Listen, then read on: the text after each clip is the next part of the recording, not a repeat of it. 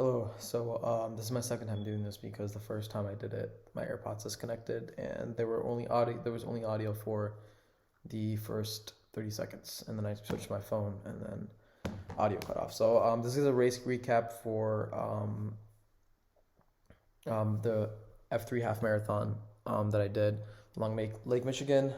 Today is Tuesday, so I ran it on Saturday, and I was totally beat.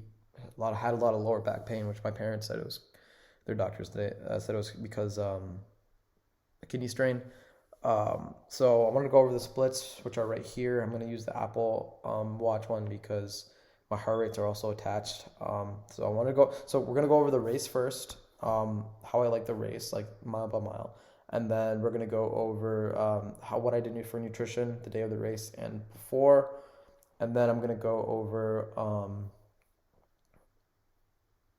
likes and dislikes of the running plan that I basically just kind of YOLO'd.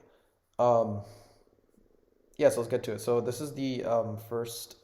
This is the splits of the race. As you can see, for the first 4 miles, I took it very easy. I was running around a 12-minute pace, and I was kind of freaking out because my heart rate was very high, so I didn't know what was going on. Because usually I could run this pace at around 150 beats per minute, but for some reason, um, this time it was just, I don't know, uncomfortable. But honestly, I was feeling fine. And then around mile five, I pick it up because I was getting a little frustrated, so I just picked it up. I sent it from mile five to three to mile seven. Sorry, I maintained that pace, and then mile seven was around the halfway point. Also, want to preface that. Well, actually, I'll talk about the nutrition.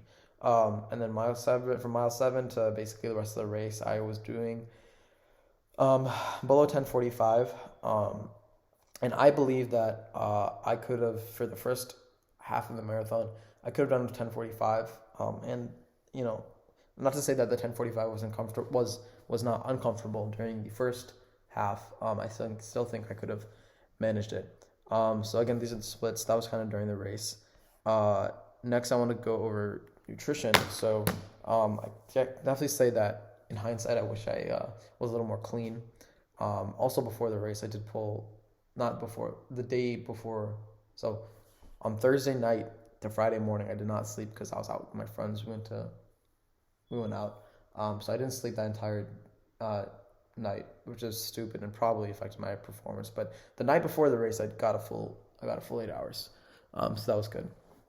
But Thursday consisted of honestly a lot of junk because I heard carb loading and kind of just went berserk. So I had three donuts in the morning, then I had a croissant for lunch, and then I was just chowing on whatever I could get because I heard I have to get around 10 grams of carbs per kilogram of body weight. So I'm around 80 kilograms, and around 80 kilograms, and that translates to around 800 grams of carbs. So Friday, I just ate whatever crackers, cookies, and pasta that I could get my hands on. And then dinner the night before the race. I also had a lot of fiber because I wanted to make sure that I had a good bowel movement the day before like the day of the race, which for me is very uncomfortable when I have to run and I also have to use the restroom. Um, yeah, so I wanted to make sure that was like a big thing. So yeah, the night before I had some bread and I had some tasty food because we had a party, some Indian food, but I went really light on like uh, the heavy spicy Indian food. So I had mostly bread, and then I had half a serving of pasta. Morning of, I had half a because I wasn't really like I was feeling really heavy and like bloated because of all the carbs I've been having. So I had half a serving of half a cup of oatmeal, which was whole oatmeal, not minute oatmeal. And then I was sipping on a Morden um, 320, which is around 79 grams of carbs, so very sugary. So I was sipping on that from basically from when I woke up to like race time. I didn't want to get it in all at once. And then, um, very good call of mine was to use the restroom before because I feel like I needed to go, but I wanted to start. But then I was like, no, I probably should go. Um, so that was a major win. I'm glad I did that. During the race, I had three gels to spare. So I had one gel at mile five, and that carried me over to mile 7. Um, so every 3 miles after that, so like 2, well, I guess 2 miles for some reason. So at mile 5, I had a gel, and then mile 7, I had a gel, and then mile 10, I had a gel for the remaining 3 miles. And that honestly worked out really well. Definitely helped me like just go ham. And I hope I'm recording. Okay, good. I am recording because my laptop just clocked out. So now I want to go over likes and dislikes of the training plan that I pretty much just completely YOLO'd and did on impulse. Yeah, so likes was that it was very easy. So I did about 4 days a week, which was really, really easy and manageable to do. I will say that like I did fall off around Thanksgiving. I started around October, I'd say, and my race was in February. So after Thanksgiving, there was about a period of like 2 weeks during finals and everything where I was just not running or anything. So that's definitely not a good thing. And then also, this is also bad. Friday, what's it called? Like Saturday, when I ran this half marathon, was like the longest distance I'd ever done. So up until then, I'd only done 10-mile runs. So the last 3 miles were completely new to me. So definitely, like some likes were that it was really easy, but dislikes is that I feel like one, I should have ran slower, which I'll elaborate on. Two, I should have definitely incorporated a taper and a peak because there's nothing to taper from.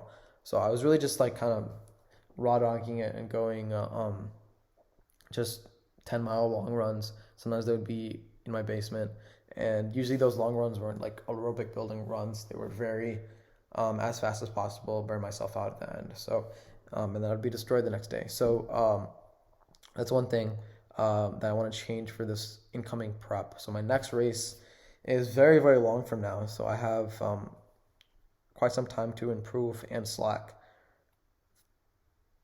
So let me pull up here.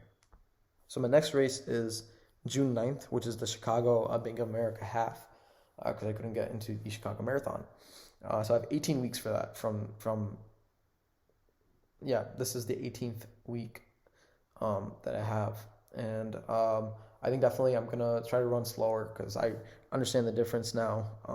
Because I've been kind of plateauing.